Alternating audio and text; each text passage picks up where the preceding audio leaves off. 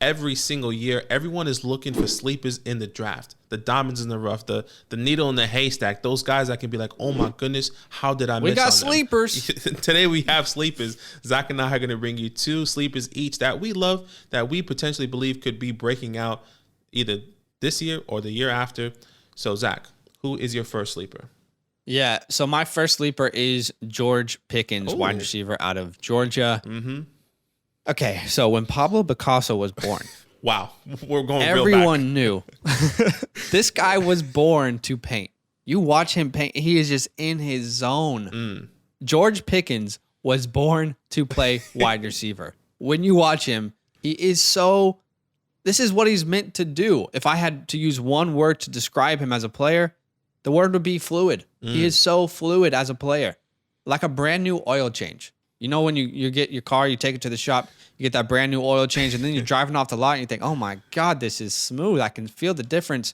When you watch George Pickens on tape, he is fluid. Right. Let's talk about his NFL draft capital. This is someone, when we see the NFL combine, I don't think there's another player in this year's draft that the combine means more to. If Pickens can go out and dominate these drills at the combine and put up a great 40 time, I do think he can slip into the first round, the end of the first round, maybe early second. I would, if I had to project at this point, I do think he's a second round pick, maybe a late second round pick, but the combine could be massive for him. Let's talk about who he could be in the NFL. Mm-hmm.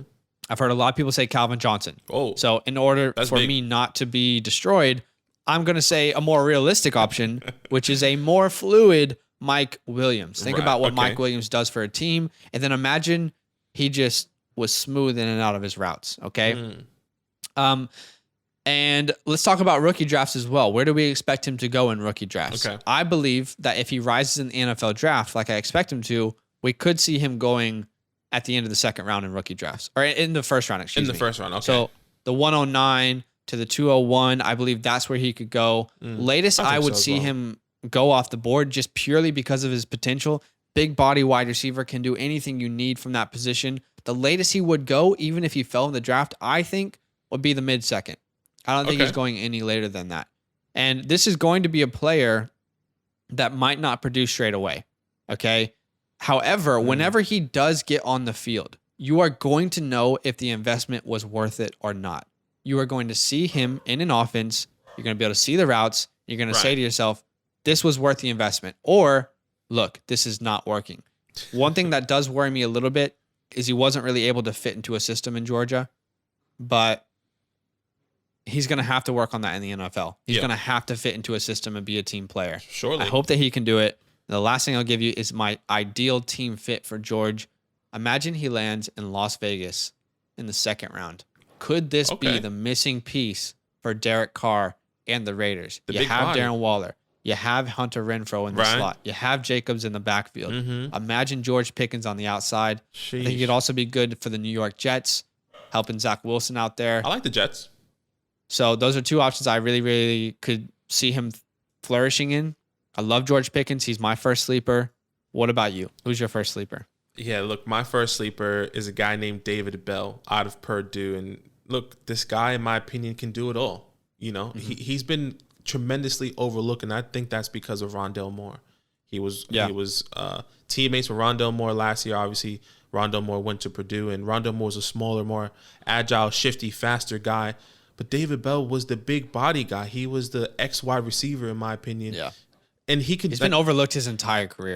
He's honestly, his story is so special too. Yeah, and I love it. So I personally believe that David Bell could be the guy that everyone could bank on right now. So let's talk about his NFL draft capital. I believe he can definitely go in the early second round in NFL drafts. I think once they see him on the combine, once again, they're overlooked. I don't think NFL teams should be overlooking this guy, and I don't think they will. And they're going to see him. I think he could slip in the end of the first, maybe one of those last two teams, but that's obviously being very, very optimistic.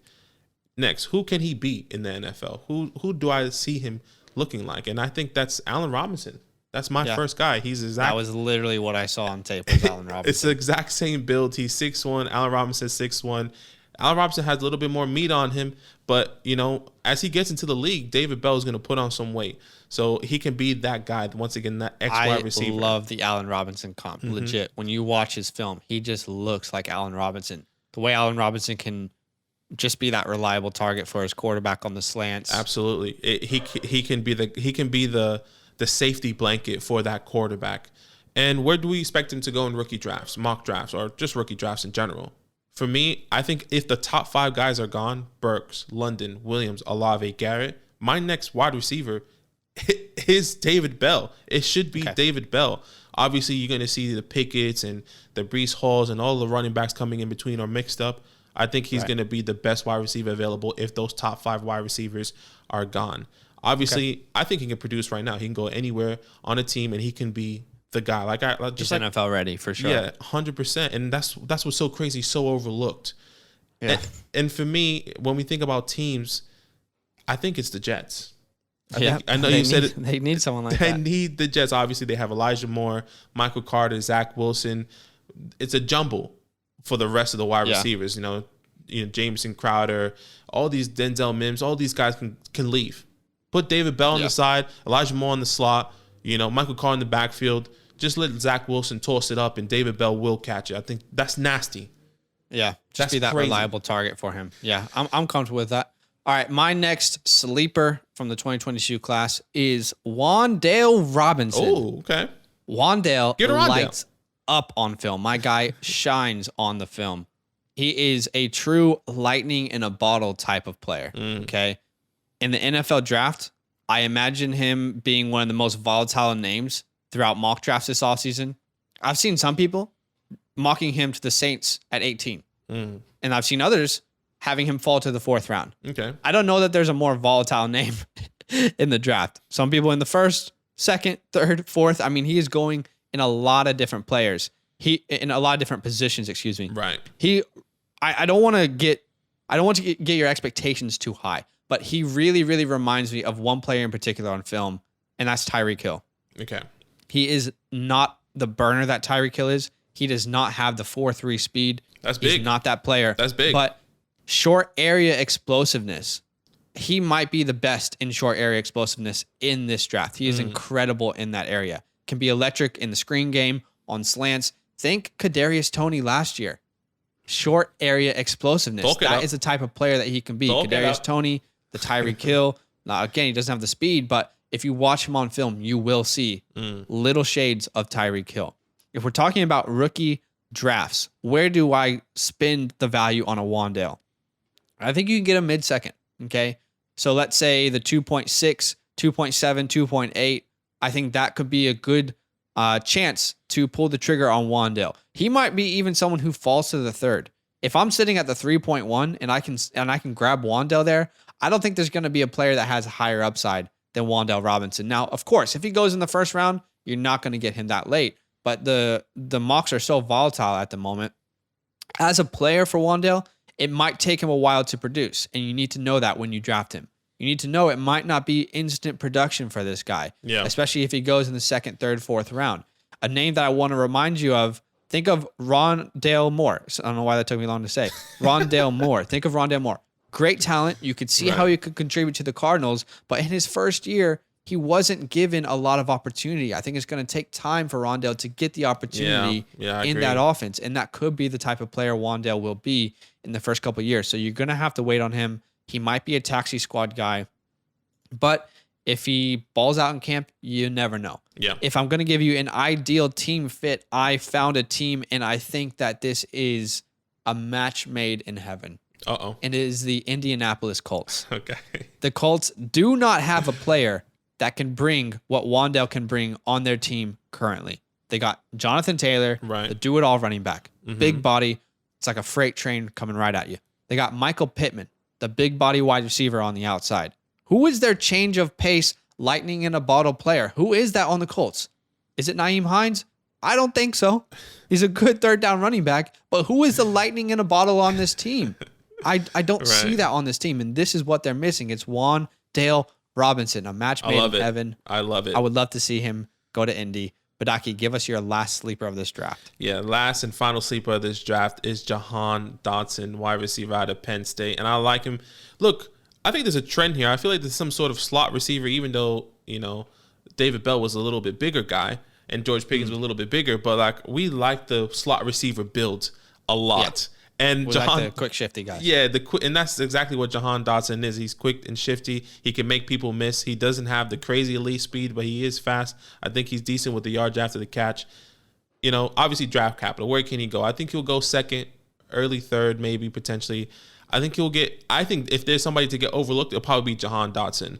And he's going to fall and be like, man, wow, I can't believe it. Amon-Ra St. Brown went in the third or fourth. I think this is where he can go. Yeah, and we were like, how is Amon-Ra still on the board? How is he still on the board? Makes sense. And, I mean, obviously that takes me to who could he be? And that's Amon-Ra. He has a similar build. Amon-Ra is a guy that can come in and can be a complementary wide receiver, not the main wide receiver. I think that's what Jahan Dotson can be. And also Tyler Lockett. He's also fast. He can go streak down the field, catch the ball, do a quick slant, and say, you know what? I'm here. I'm open. And I think that's what Jahan Dotson can do. And rookie drafts. I think he can go at the end of the second, in my opinion. End of the second, end of the second, early third. If you get him any earlier, it probably must be because he went on a really good team at this very moment. Obviously, we don't know where he's going, but he's probably because he went on a really good team, and we really believe in that workload coming to him early.